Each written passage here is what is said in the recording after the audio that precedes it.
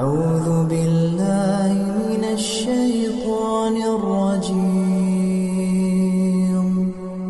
بسم الله الرحمن الرحيم.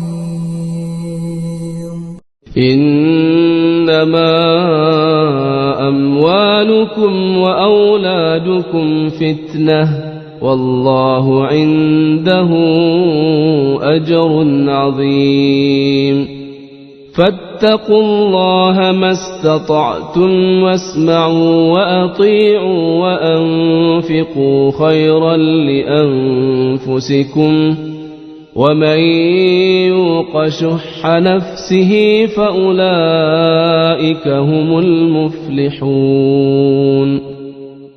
إن تقرضوا الله قرضا حسنا يضاعفه لكم ويغفر لكم والله شكور حليم عالم الغيب والشهادة العزيز الحكيم.